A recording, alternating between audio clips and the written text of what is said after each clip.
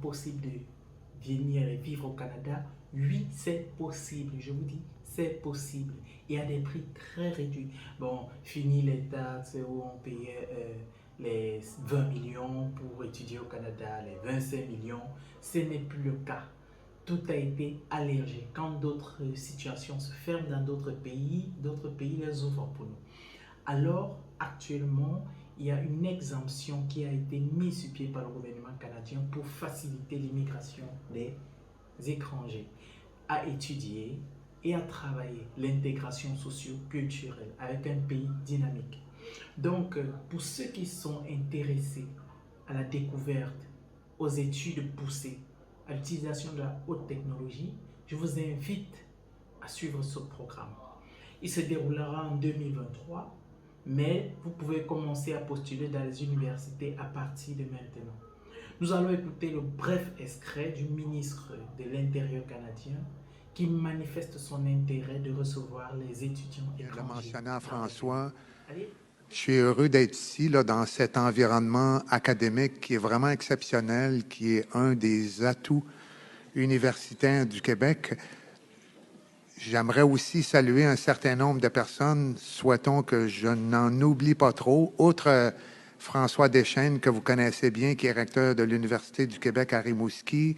Il y a Mme Annie Saint-Laurent du bureau de mon collègue Harold Lebel. Il y a Simon Delille, qui est coordonnateur régional du MIFI. Il y a Pierre Bédard, qui est le DG du Collège de Matane. René Gingras, DG du Collège de Rivière-du-Loup. Et il y a Annie-France Pelletier, qui est au Collège de Rimouski. Et les représentants des médias, bien sûr, parce que vous êtes des bons promoteurs de ce que nous annonçons, qui est particulièrement bénéfique pour notre région ici. Vous le savez, on vit un contexte de pénurie de main-d'œuvre. C'est plus aigu dans un certain nombre de secteurs.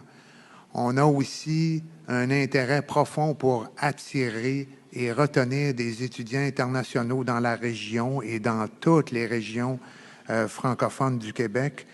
Et ce que j'annonce ce matin, c'est une exemption des frais de scolarité pour les étudiants internationaux qui vont venir étudier à temps complet à l'extérieur de la communauté métropolitaine de Montréal. Donc, ils n'auront plus à payer des frais de scolarité supplémentaires. Ils vont payer les mêmes frais que les étudiants québécois. Ce qui représente, vous le savez, au niveau collégial, quelqu'un qui arrive de l'étranger a à assumer à peu près 17 000 $ par année, alors qu'au Québec, il n'y a pas de frais de scolarité au niveau collégial. Et à l'université, c'est 24 000 $, alors que l'étudiant québécois assume environ 3 000 $. Donc, il y a une économie de 17 000 pour l'étudiant international qui vient dans un collège et 21 000 pour un étudiant international qui vient à l'université. Dans le contexte de l'opération main-d'œuvre, vous savez, il y a un certain nombre de secteurs publics essentiels, tout ce qui s'articule autour de la santé, les infirmières, puis je sais que vous êtes très actifs dans les programmes de sciences infirmières ici à Rimouski. L'éducation, les enseignantes, les enseignants, tout ce qui concerne l'éducation à la petite enfance. Et il y a des secteurs privés qui sont véritablement névralgiques à l'économie du Québec. Pensons aux technologies de l'information et au génie notamment. Donc, dans la perspective de l'opération main-d'œuvre, les étudiants internationaux qui viennent étudier dans ces programmes-là pourront bénéficier de l'exemption que j'annonce aujourd'hui. Vous le savez, il y a, puis je veux donner quelques exemples pour être un peu plus pratique, là, mais il y a les techniques de soins infirmiers au cégep de Trois-Rivières, il y a la technologie du génie civil au cégep de Chicoutimi, maintenant Saguenay. Il y a le baccalauréat en enseignement secondaire ici aussi, François, à l'Université du Québec à Rimouski. Il y a le génie électromécanique à l'Université du Québec en Abitibi-Témiscamingue. Il y a beaucoup de mesures, beaucoup de programmes qui vont être sur le site québec.ca. Je suis convaincu que ça va favoriser l'attraction Et vous savez que le taux de rétention des étudiants internationaux est extrêmement élevé. On mentionnait ici à Rimouski à peu près 75 %.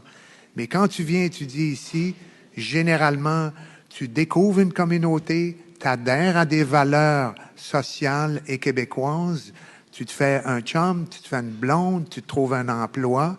Et les personnes qui vont venir de l'étranger, qui vont étudier à temps complet, vont aussi bénéficier d'un accompagnement personnalisé. Tout le long du parcours, on va les aider à s'adapter, à trouver un logement, à se faire un réseau, à se préparer à un emploi parce qu'il y a des déficits de main-d'œuvre qui sont particulièrement aigus. Donc, je pense que c'est une force vive pour le Québec. Puis, un autre élément que nous discutions un peu plus tôt, quand les personnes arrivent ici au Cégep de Rimouski, il y a aussi une forte probabilité que la personne puisse décider de continuer son parcours académique à l'Université du Québec à Rimouski. Donc, c'est du capital humain. Ici, dans notre constituante de l'Université du Québec, on a à peu près 10 %. On a à peu près 600 étudiants internationaux. Donc, il y a un potentiel. Cette mesure-là va entrer en vigueur au mois de septembre 2023. Elle ne sera pas rétroactive, mais elle va s'appliquer aux étudiants qui sont chez nous à ce moment-là, à l'extérieur de la communauté métropolitaine de Montréal, et qui sont dans les mesures, programmes visés par l'opération main-d'œuvre. On évalue à peu près 2850 étudiants qui vont en bénéficier à partir de ce moment-là, puis on anticipe en rajouter jusqu'à 1200 là, dans les 3-4 prochaines années. Mais il faut en faire la promotion. L'avenir du Québec passe par la régionalisation de ces étudiants internationaux-là.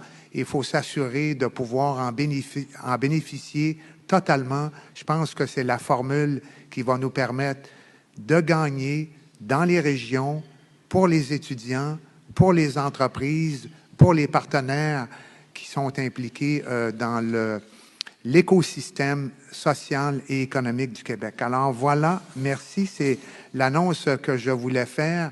Et bien sûr, souligner l'étroite collaboration de ma collègue à l'enseignement supérieur, Danielle McCann, qui va contribuer à la mise en application de ce que j'annonce ce matin. Alors, merci beaucoup de votre présence. Merci beaucoup, M. Boulay.